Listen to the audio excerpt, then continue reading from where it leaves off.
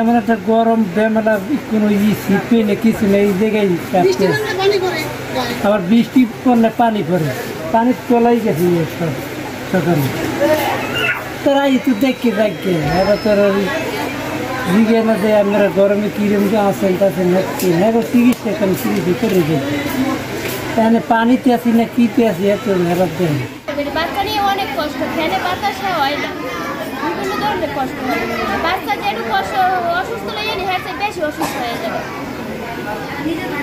এবার নিজেরও থাকতেও অনেক কষ্ট হয় আমার এই বাচ্চা নিয়ে আসছি জ্বর বমি বমি থামে না তারপরে এখন বর্তমানে যে একটু নিয়ন্ত্রণে আসছে মোটামুটি দেয় কিন্তু গরম যে ডাক্তাররা আসে একটা বেডে তিনজন চারজন রুগী এখানে 3-4 জন রুগী 4জন যদি রুগী থাকে একটা বেডে 4 জন রুগী থাকার পর 4টে বাচ্চার সাথে 4টে মা থাকে তাহলে বসার জায়গায় তো নাই সবাই তো বাচ্চা সবাই তো দূরের কথা বসার জায়গায় নাই কোনো প্রতিষ্ঠান এইভাবে চলে এখানে গরমের ভোগান্তি ফ্যান ভালো চলে না ভালো মানুষ আসলেও অসুস্থ হয়ে যায়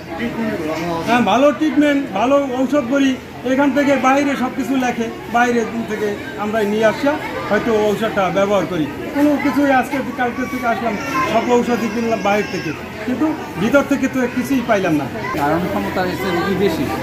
এবং এদেরকে সেবা দেওয়া খুব কঠিন হয়ে পড়ে যে দায়িত্ব থাকে নার্সের সংখ্যা কম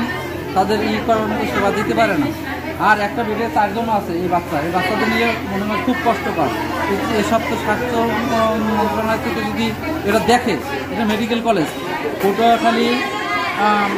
তারপর বরগুনার লোকজন সব এই জায়গায় আসে চিকিৎসার জন্য কারণ মেডিকেল কলেজ এই জায়গায় এই জন্যই আসে এই জন্য সেবার জন্য কিন্তু সেবা ঠিক মতো পাচ্ছে না সিটের অভাব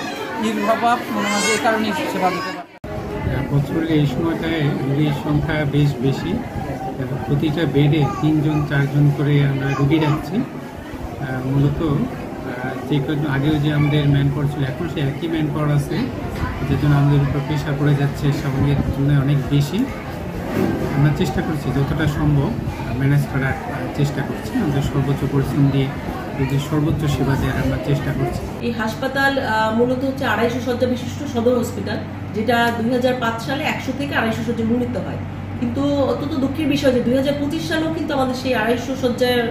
হাসপাতালে সেবা দিতে হচ্ছে 20 বছরে আসলে আমাদের শয্যা সংখ্যা বাড়ে নাই কিন্তু 2014 সালে যখন মেডিকেল কলেজ হাসপাতাল ঘোষণা হয় তখন আমরা অনেকটাই আশাবাদী ছিলাম যে আমরা নতুন একটা 500 বেডের হসপিটাল পাবো 500 বেড না হলেও আমাদের নতুন যে নির্মাণাধীন 250 শয্যা সেটা চালু হলেও আমাদের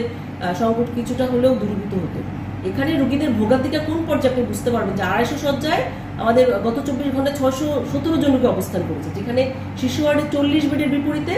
113 জন রোগী একটা বেডে আমরা 3 থেকে 4 জন করে আমরা শিশু রেখে চিকিৎসা দিচ্ছি এবং মেডিসিন ওয়ার্ডের কথা যদি বলি যে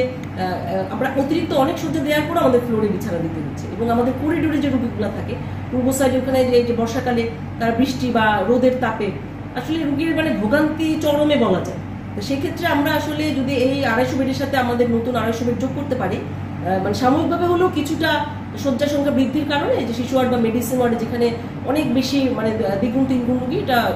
কিছুটা হলেও আমরা সংকট মোকাবেলা করতে পারি।